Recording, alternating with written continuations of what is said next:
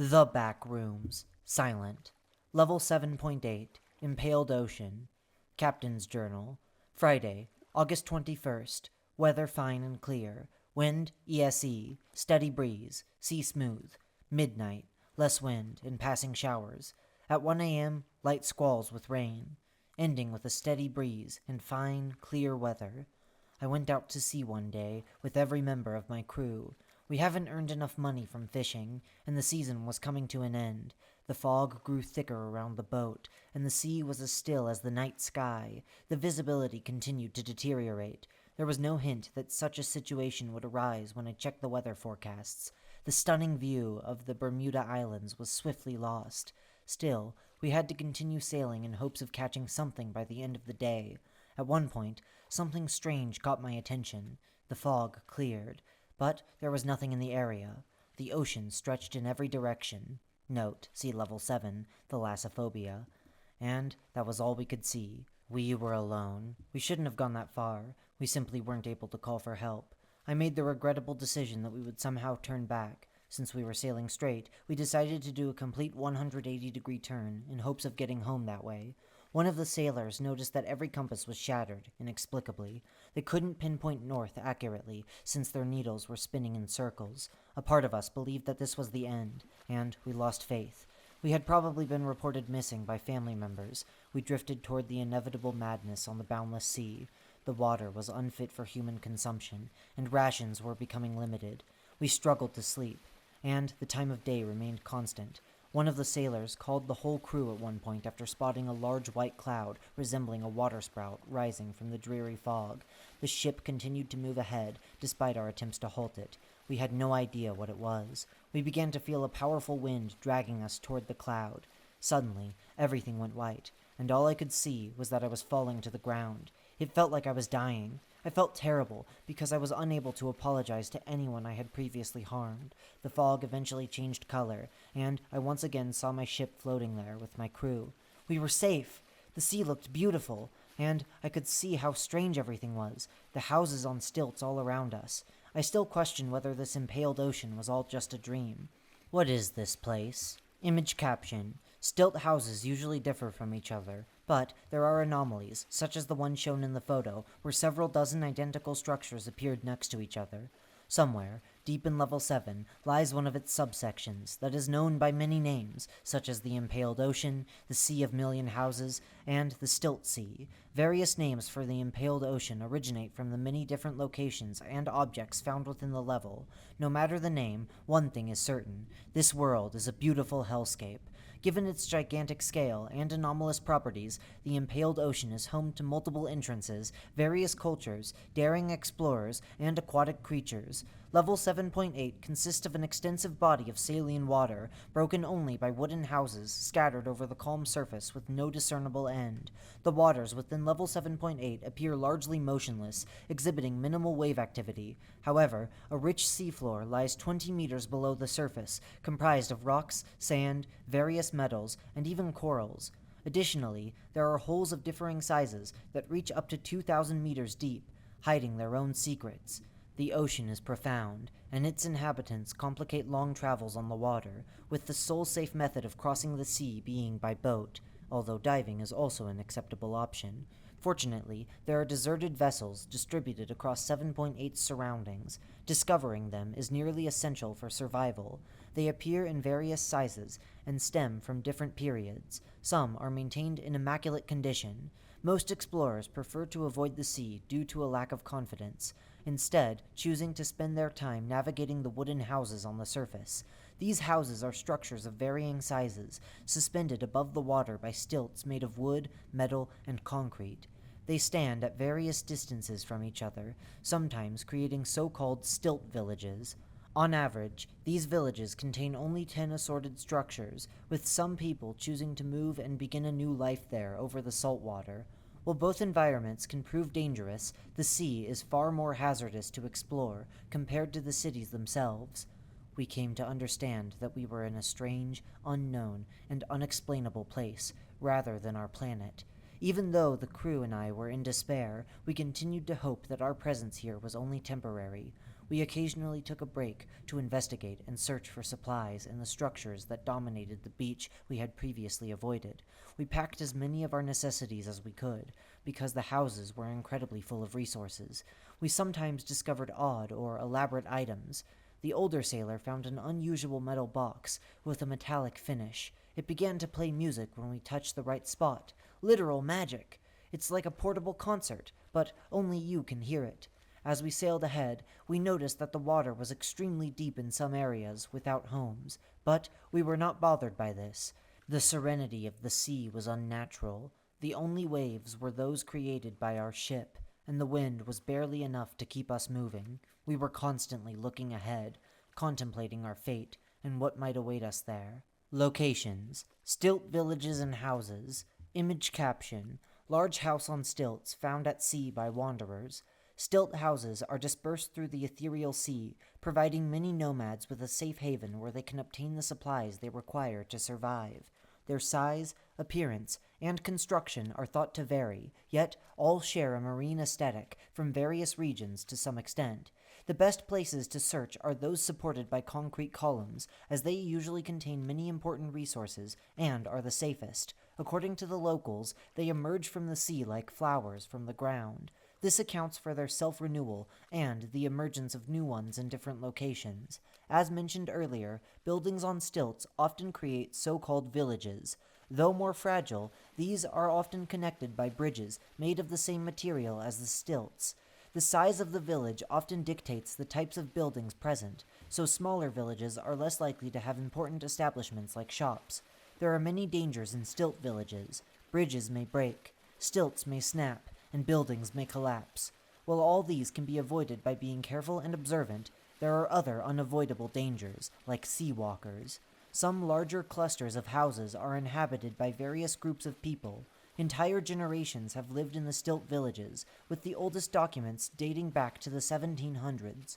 Over time, they have forgotten where they came from. A majority of the people in the villages are not aware of the front room's existence at all, and consider it their home. They are divided into dozens of cultures and tribes, and often compete for supplies and items, despite occasional hostility between cultures. Most tend to be peaceful and welcoming to travelers. Deep Eye. Image caption: deep eyes hide deep secrets that only the brave can find. At some point, for reasons unknown to us, the ground had subsided throughout the entire level beneath the clear water, revealing dozens of large holes. All of them, in semi-darkness, constitute a great area for the development of marine fauna and flora. The diameter of the largest hole in the seafloor is 4 kilometers. Because it offers the best view of the growing sea life and the depths below, these holes are known as the deep eyes. Given the quantity of coral reefs and the variety of fish and other marine life that have made their home there in quest of tranquility, they are by far the most livable locations on the entire level. The majority of research on marine life and how we understand its life cycles was conducted in them. They are very popular among nearby stilt villages that frequently use the deep eyes for fishing. Grand Colony. Image caption: what a beautiful village. The Grand Colony is the colloquial name for what is considered the main social, residential, and often commercial hub of Level 7.8. While there are many individual communities that are not aligned with major groups and tribes, this capital of Level 7.8 prides itself on being the primary non-aligned center for people looking to settle within the level. Due to the size of this occupied space, both in area and in population, it has its own government and economy. Homes are built from found resources for any resident, as long as they provide a job within their society, with basic food ingredients and clothing grown, made, or scavenged locally offered as free sustenance. Most of Grand Colony's buildings were found where they currently exist. However, several were constructed using supplies from deconstructed stilt cities. They even managed to create a garden of saltwater plants brought from other levels. The colony has a very long history. Originally, TCG was founded by a group of shipwrecked individuals who had given up hope of returning home. Over time, more people arrived. These wanderers stayed and started new lives and families. Then, generations of people lived and died, fought wars with each other, and made peace. The Grand Colony is generally a safe place with access to food and supplies. A large portion of wanderers end up staying here, joining those who have already settled. It is best advised to come here while in level 7.8 for supplies, food, and rest, because the next voyage will require all you can gather. As white birds began to swoop over our heads, we realized we weren't alone in this place. Circling over us like vultures over carrion were these feathered birds. To gather fish that the gulls could likely eat, we set up nets. A while passed before anything happened. We were surprised by how successful it was. We caught more than 50 fish of various sizes and colors. We decided to keep the fish, though we were unsure if they were edible. It seemed like we could survive here forever. Something odd caught one of our sailors' attention. A house, shifting ever so slightly on the horizon. We chose to swim over to get a better look. It appeared to be filled from the inside out, and the closer we approached, the weirder it seemed. Its poles suddenly grew longer, making it at least 3 times taller than us. That's when we realized it was a living creature that had just awoken. We were in disbelief. We had never seen anything like it on Earth. We started swimming as far and as fast as we could, fearing the worst from this terrifying creature. Looking behind us at that place from a distance, I was able to see how creatures with long legs, somewhat similar to crabs, were diving deep, climbing up the houses on stilts, and piercing them from the inside. Then I understood. They wore them like shells to defend themselves. But from what? Maybe there is a real danger we are not aware of. To the great relief of our crew, it paid us no mind. Now, we wanted to finally locate a spot to relax and think about our further plans. Life in the sea. Basic species. Image caption. Adult tropical fishes traveling through seas deep. We'll start with the fact that at level 7.8, there are beings that aren't classified as entities due to the fact that they originate from the front rooms. For example, seagulls. These birds probably entered the backrooms in a manner similar to humans and settled on the level. They build nests in stilt houses, even those on seawalkers.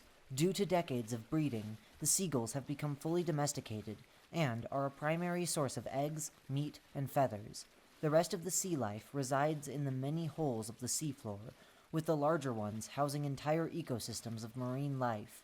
In particular, the majority of marine life presents non-anomalous characteristics, aside from their behavior. Given their average lifespan lasts over 90 years, they have a slow, yet effective reproduction. An example of this is the local tropical fish, which most likely also have front rooms roots. They lay their eggs 2 years after they are born. It is generally believed that, due to poor adaptation to what nature has provided them in level 7.8, their species is slowing in evolution. Seawalkers. Image caption. Seawalkers eternally traverse the seas with little rest. The most distinctive entities residing within level 7.8 are the seawalkers. These large, 4-legged giants constantly wander the endless seas. Their height can range from around 40 meters to 70 meters, which allows them to walk above the water's surface. Although their bodies are elongated and crab-like in appearance, with slimy gray skin, they have heads connected to legs, featuring distinctive white, empty eyes. They use the slit houses in this level as a kind of shell, which they often replace. They do this by removing their armor and bending beneath it, placing their heads inside the building and taking the house with them. Seawalkers are believed to wear houses due to the sensitivity of their skulls to sunlight. They only swap their shells when they become unsuitable to use as homes or are excessively transparent. These ocean giants typically remain in groups of a minimum of 3 members and seldom separate, with interactions among them being limited. The only deductions we can make are that there is constantly a minimum of 1 leader among them, with others following, and that they exchange food with one another. All of them remain out of waters deeper than 20 meters. Thus, their presence in a specific location indicates the water's depth. They are not aggressive toward humans and will feed on dead coral. Given that they might select your stilt house as their new shell, it is advised that you exercise caution around them. Observing their behavior can be a fascinating experience, but it is essential to respect their space and avoid disturbing their natural habitat. Additional note: seawalkers are asexually reproductive, with each individual able to lay eggs that will subsequently hatch into new ones. This process has never been completely detailed due to its infrequency and the scarcity of their laid eggs. Right after they hatch, seawalkers are fully self-sufficient. The youth always chooses whether they want to accompany their parent or not, and frequently associates with groups of their contemporaries. For an inconceivable period, we had been at sea. We didn't think it made sense to continue. The idea of not seeing our loved ones was something we had long since accepted.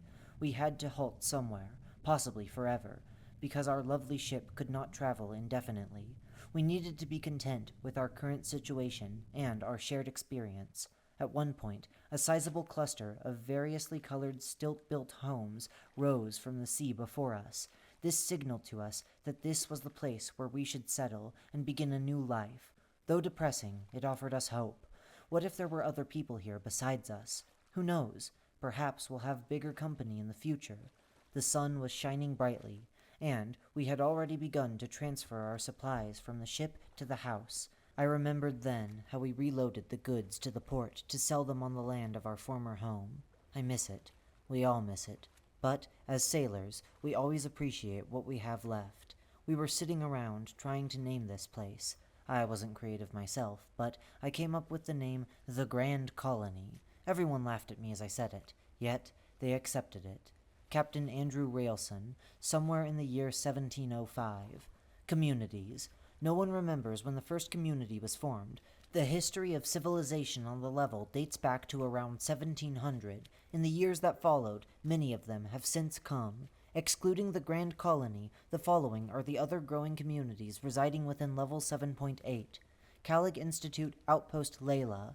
The Calig Institute has been interested in the level since the 1960s because of its association with death, not only related to marine life. They have set up a makeshift institute in one of the Slit villages that also functions as a hospital. On average, it houses up to 10 people, and many institute expeditions to Level 7, Thalassophobia, and its subsections are made from there. The native communities of Level 7.8 highly trust their members, as it was they who managed to save many people from this level since the base's establishment. Deep Fallow Concierge. This is a large group of mercenaries recruited by various organizations, both on and off the level, capable of executing the most difficult tasks assigned to them on Level 7 and its subsections. They live communally on a floating tanker and possess an extensive assortment of boats, weapons, electronic equipment, and fuel. All members of this group wear distinctive orange outfits and bandanas that they create themselves. They have one leader who is referred to as the Supreme Captain by the members. It is strongly advised not to approach or engage without the intent of joining them. Entrances. Those who enter the Impaled Ocean almost always do so willingly. Most embark on the mysterious vessels that roam other levels, but a rare few are simply confronted by the bright sun and blue water in a way they cannot quite recall afterward. Some even swear it poured into their dreams long before their arrival. The easiest way to do this is from the depths of Level 7, Thalassophobia. Exits. Anything could be hidden in the distant waves. Rifts to other realities, ships of incomprehensible size, silent mirages of traffic lights on the horizon, and bright clouds that flutter with the wind. We have no defined courses, no maps to guide us, so we must make them. There is peril in being the spearhead of those voyages, but it is a noble pursuit. In the deep eyes, multiple Level 8 cave systems, exits were found. In the distinctive houses on stilts with snow on the roof that do not melt despite the glaring sun, there is an entrance to Level 7.7, the Forsaken Debris.